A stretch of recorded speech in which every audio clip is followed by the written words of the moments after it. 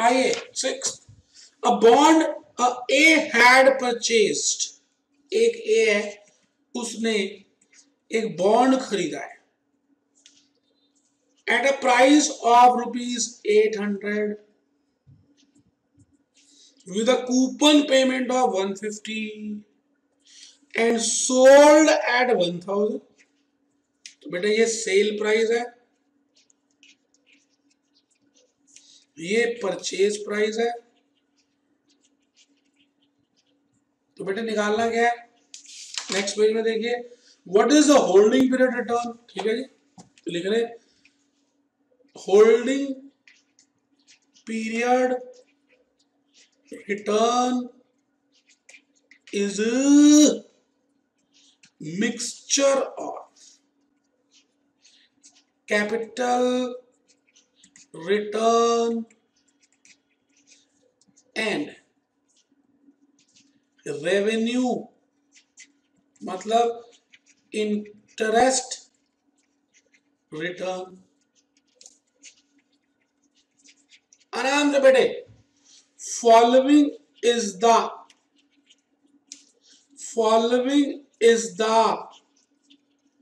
Relationship formula, following is the relationship formula, following is the relationship formula for calculating holding period return. लो बेटे, B1 bond value at the end, B0 bond value in the beginning, I interest load। मुश्किल तो है ही नहीं। Putting the figures, देखो number तब आते जब आप सब लिखते हो। Putting the figures we get, figures put करने के बाद हमें पता चला, देखते हैं क्या पता चला। 1000 का बेच दिया, 900 का खरीदा था, प्लस 150 का सूद अपॉन 900 इंटू 100।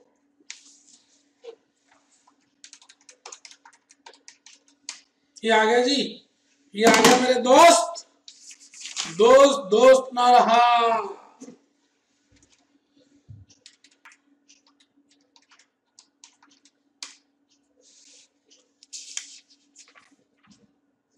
$800 है बेटा, 800 है मेरे बेटे। एक बच्चा कहता बस करो, कितना लिख दिया मोटा मोटा। कोई नहीं बेटे, आपको समझ आना चाहिए।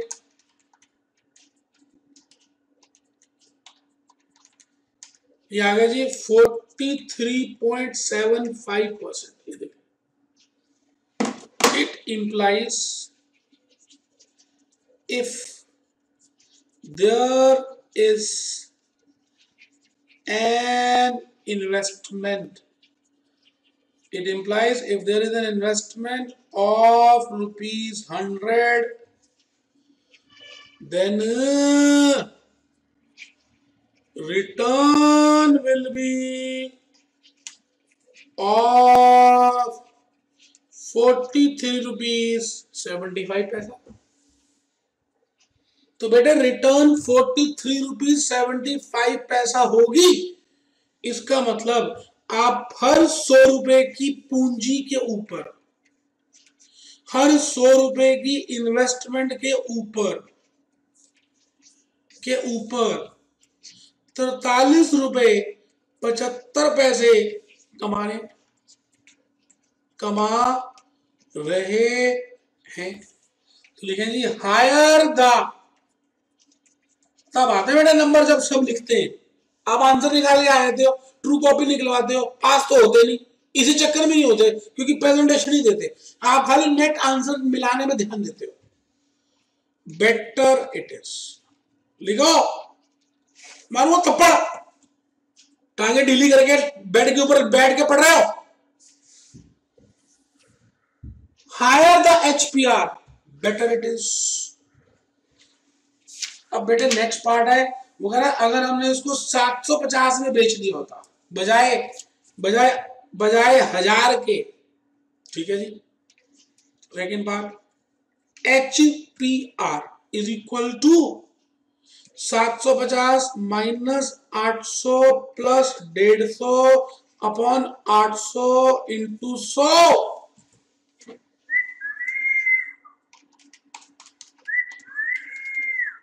बेटे 12.5% आएगा।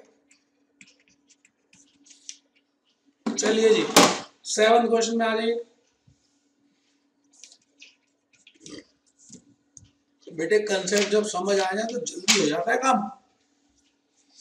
अ bond pays ₹90 interest annually up to, कर लीजिए अप टू परपीचुअली,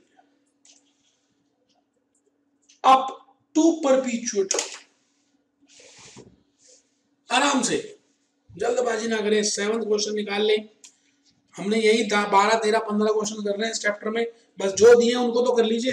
अब बॉन्ड पेस, एक बॉन्ड 90 रुपए का इंटरेस्ट हर वर्ष देता है, अनंत काल तक देता रहेगा। What is the value if the current yield is 10%? ठीक है जी। पहली बात तो मैं यहां पर करंट यील्ड का फॉर्मूला लिखूंगा। Current yield is equal to interest upon market value into 100। अब बेटे करंट यील्ड वो कह रहा है 10% है, ये 90 है, तो बेटे आप बताओ, बताओ ना, बताओ ना। बेटे 900 रुपए नहीं आ गए? पहला पार्ट का तो आंसर भी आ गया। मुश्किल कुछ है ही नहीं, इस दुनिया में कोई मुश्किल अक्षर ही नहीं है। अगर आप चाहें तो believe in your self, you can do anything and everything. Believe in your self, अपने में विश्वास रखो, विवेकानंद जी ने ये कहा। ठीक है जी। Second part, if current yield changes from 8% to 8% and 12%, ठीक है, okay, no problem. If current yield को हम इंटरेस्ट यील्ड भी बोलते हैं, तो क्या होगी? Interest upon market value into 100 is equal to current yield. तो बेटे 8%, 90, लो बेटे, market value is equal to, ये आ गया जी 112 रुपए 50 पैसे। मुश्किल तो है ही नहीं, मुश्किल तो डेफिनेशन ही नहीं है, वर्ड ही नहीं है, अपनी डिक्शनरी से हटा दो आप। इफ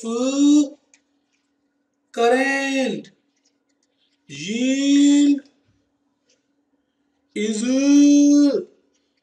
इसका मतलब मैं अगर 12% कमा रहा हूं तो 12% कमाने के लिए फॉर्मूला क्या यूज किया? Interest upon value, market value of bond. अब 12% तो पता ही है, इंटरेस्ट भी पता है, तो मार्केट वैल्यू निकाल सकते। तो market value is equal to 90 upon 0.12, 750। लो बेटा,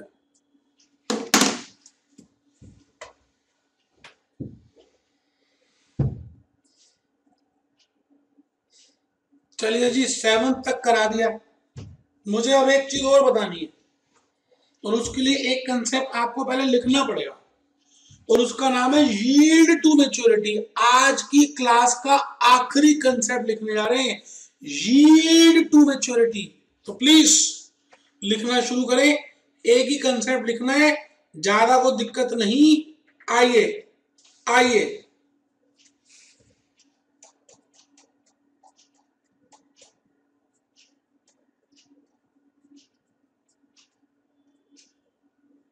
अठारह लिखना है, ठीक है जी।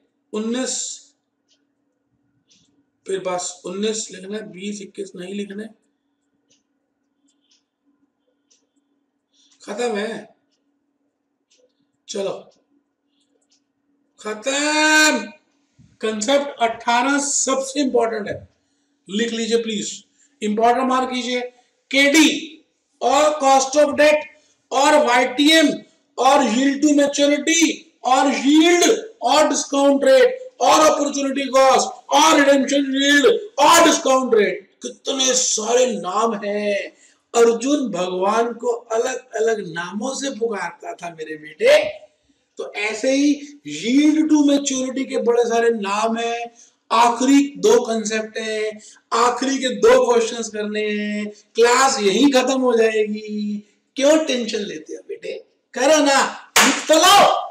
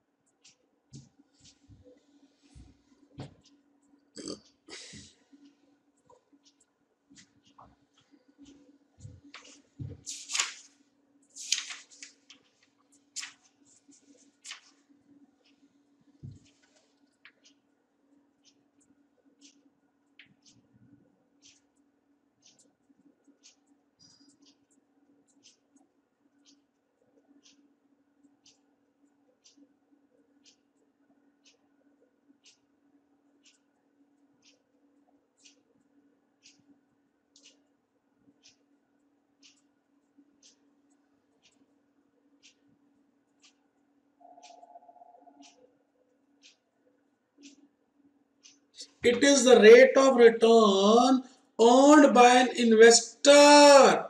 क्या लिखा हुआ है? It is the rate of return earned by an investor who purchases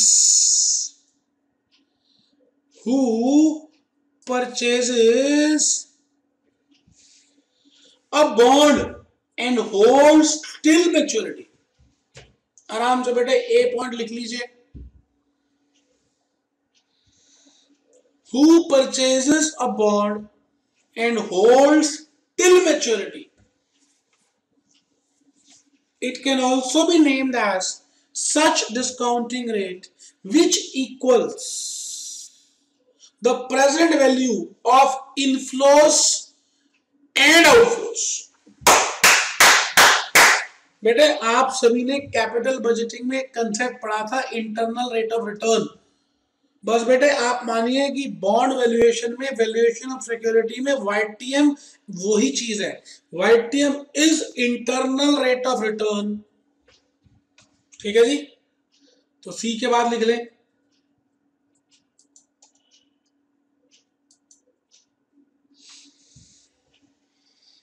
YTM can be calculated by two methods. बेटे YTM को दो तरीकों से निकाल सकते हैं। YTM can be calculated by two methods. एक तो बेटे वही लंबा वाला IRR मेथड जो मैंने कैपिटल वेटिंग में कराया था। कैसा कैसा बेटे? Take any rate, then calculate NPV. If NPV is positive, then take another higher rate, lower rate, then use the formula interpolation, lower rate plus NPV at lower rate upon present value of cash inflows, lower rate minus this. याद है? ऐसे ऐसे ऐसे ऐसे ऐसे ऐसे बेटे लिख ले, फिर बताऊंगा बेटे, लिखें। IRR और अप्रोक्सीमेशन मेथड भी अभी बताऊंगा, जो शॉर्टकट मेथड है, आप उससे भी काम कर सकते हैं। नंबर कम हो तो फिर अप्रोक्सीमेशन मेथड से यूज कर सकते हैं। IRR का इक्वेशन लिख ले, वैसे तो बताया हुआ आपको, हाँ मैंने कैपिटल रेटिंग के लिए बताया था। अब ये IRR बॉन्ड के लिए, यहां पर आउटफ्लो क्या होगी? जो पैसे आप इन्वेस्ट करेंगे बॉन्ड को खरीदने में। इनफ्लो क्या होगी? जो आपको इंटरेस्ट मिलेगा और जो रिडीमेबल वैल्यू मिलेगी। प्लीज आराम से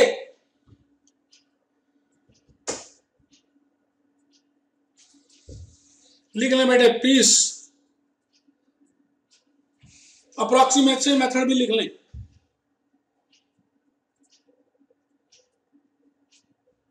बहुत इजी है बेटे, अभी समझा दूंगा।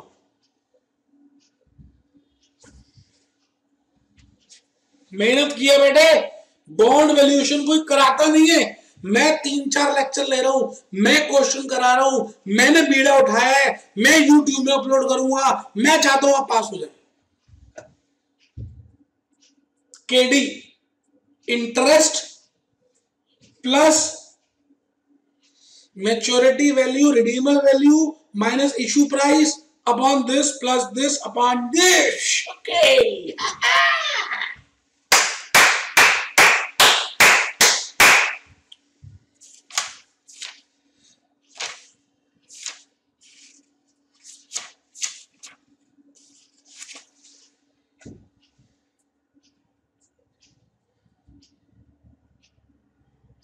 लिख लिया जी।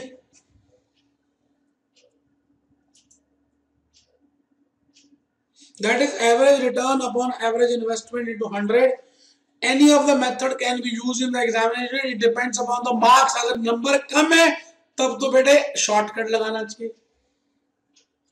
There will be minor difference in the answer of both the methods. कितनी मेहनत से क्या क्या लिखा है बेटे।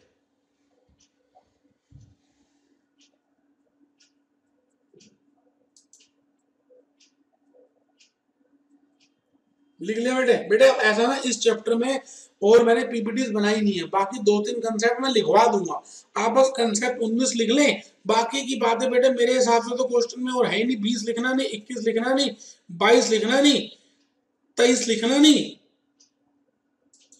खत्म है बेटे। एक ही लास्ट कंसेप्ट है इस चैप्टर का, लिखने का काम हमारा खत्म ही हो गया। ये लो, ये लो, ये लो, लो लो लो लो, खत्म है बेटे। लास्ट कंसेप्ट 19 लिखना है, बाकी मैं खुद डिक्टेट करूंगा आपको 1-2 कंसेप्ट जो और करने हैं। 20, 21, 22 तो करने ही नहीं है, बस 19 तक लिखिए, बाकी बातें छोड़िए।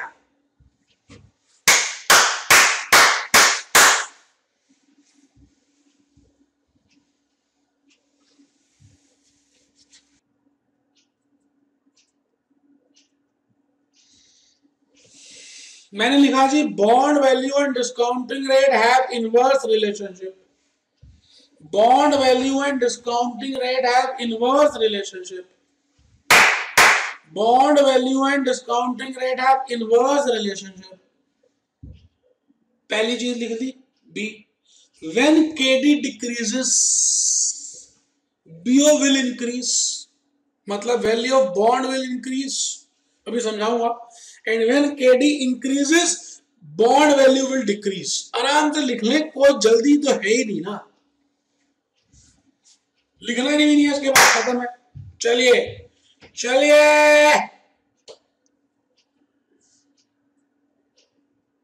शुरू करते हैं बेटे, कहानी किस्मत की शुरू करते हैं।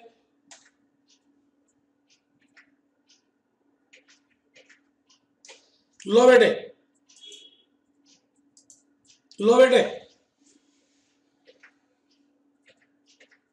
लो मेरे बेटे, आ जाओ, आओ। मैं आपसे एक बात कहता हूं कि आपने एक बॉन्ड फर्स्ट ईयर में खरीदा,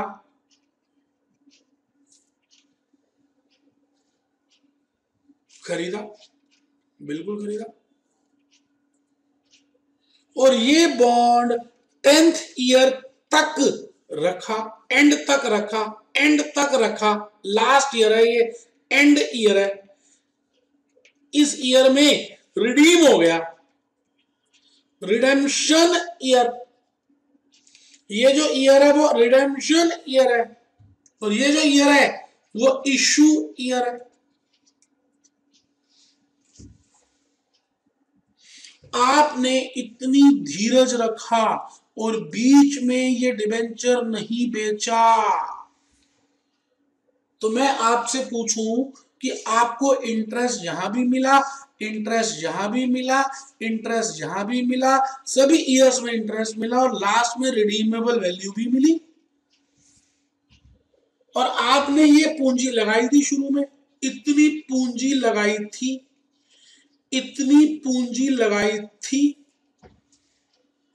तो मैं आपसे पूछूं भाई ये बताओ, ऑन एन एवरेज आपको कितना रेट ऑफ रिटर्न मिला? How much rate of return you have earned through out 10 years? Average बता दो, शुरू से लेकर रिडेम्पशन तक आपने डिवेंचर्स रखे, ऑन एन एवरेज कितना रिटर्न मिला? तो मैं आपसे पूछ रहा हूं रिटर्न बताओ अप टू मैच्योरिटी तक, इसको बोलते हैं बेटे YTM। वैसे यील्ड का मतलब रिटर्न भी होता है। तो if you keep a debenture up to maturity, अगर आप किसी डिवेंचर को मैच्योरिटी तक रखते हैं तो आपको ऑन एन एवरेज रिटर्न कितना मिला, इसी का नाम है YTM।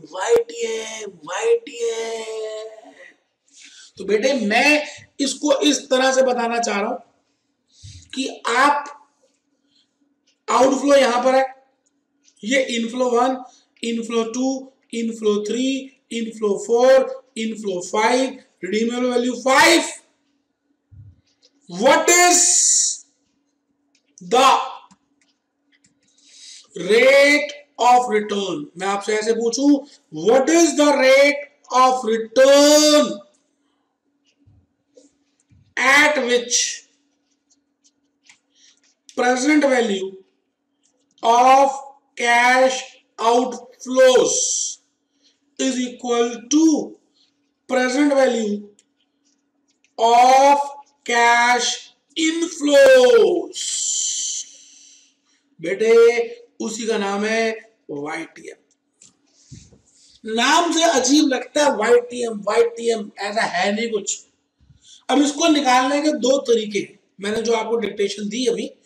एक तो हम IRR के कंसेप्ट से कर सकते हैं, जो मैंने कैपिटल राइटिंग में बताया था, जिसको हम बोलते हैं ट्रायल एंड एरर मेथड।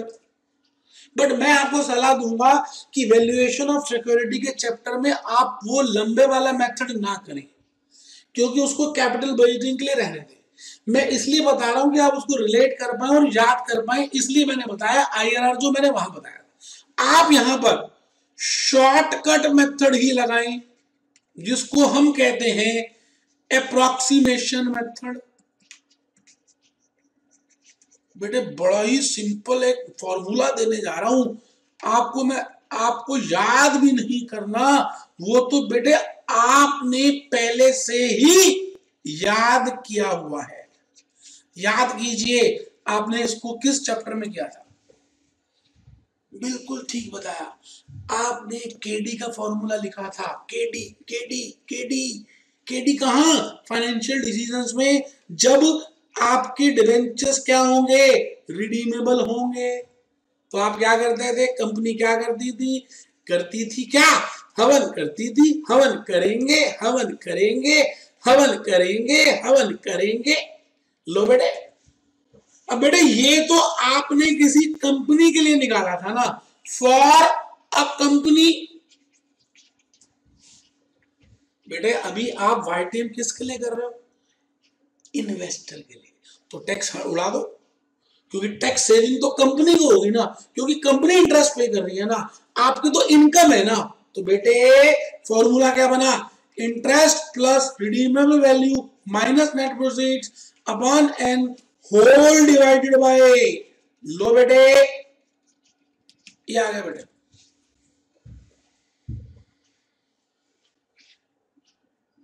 बेटे यही फॉर्मूला लगाएंगे और मैं चुटकियों में YTM कैलकुलेट कर दूंगा।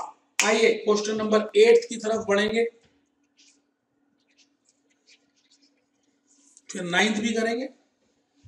अ 5-year बॉन्ड, 5 साल का एक बॉन्ड है बेटे,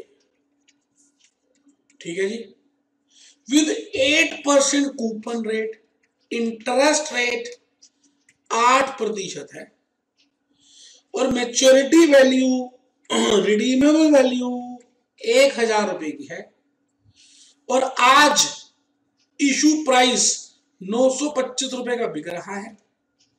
व्हाट इज YTM? मैंने फिर कहा मुश्किल का नाम इस दुनिया में नहीं है, हमने खुद बनाया है। इम्पॉसिबल क्या है? I am possible. किया इरादा पक्का तो कोई काम नहीं है मुश्किल। बेटे झांसी की रानी बनना है मेरे बेटे। झांसी की रानी का देखा था आपने? ऐसे बन के दिखाना रानी जैसे बेटे। आओ, तो मैं लिख रहा हूं YTM can be calculated by following formula. बेटे उसको हम एक फॉर्मूले की मदद से निकाल सकते हैं। कैसे? अभी तो बताया था, interest plus this minus this upon this by this upon this. लिखो full form RV, redeemable value. NP, net proceeds. N, life of debentures.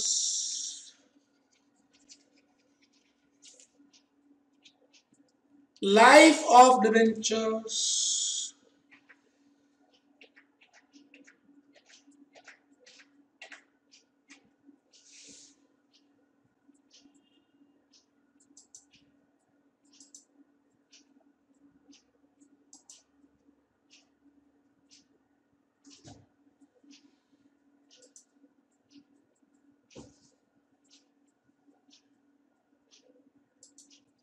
बेटे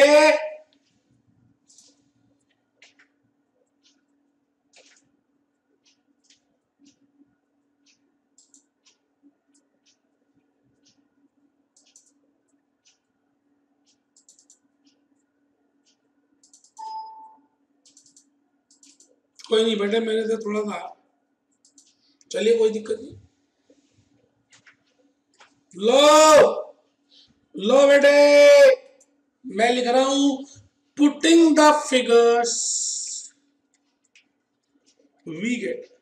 फिगर्स पुट करने के बाद हमें पता चला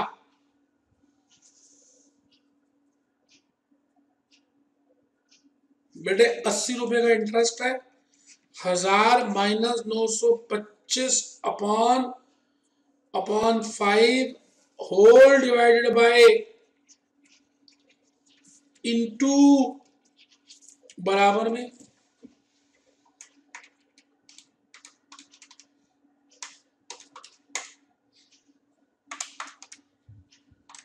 ये आ गया बेटे 95 अपॉन 962.5 इंटू 100।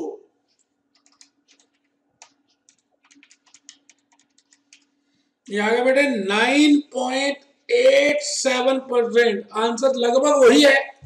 मैंने लिखवाया था कि थोड़ा सा चेंज हो सकता है अगर आप अप्रोक्सीमेशन मेथड लगाएं। तो 9.87 अप्रोक्सीमेशन मेथड से मैंने YTM कैलकुलेट कर दिया। इसका मतलब लिखेंगे इट इंप्लाइज, 9.87 का मतलब लिख रहे हैं it implies if an investor invest in the bond from first year and holds it up to maturity, that is up to 5 years,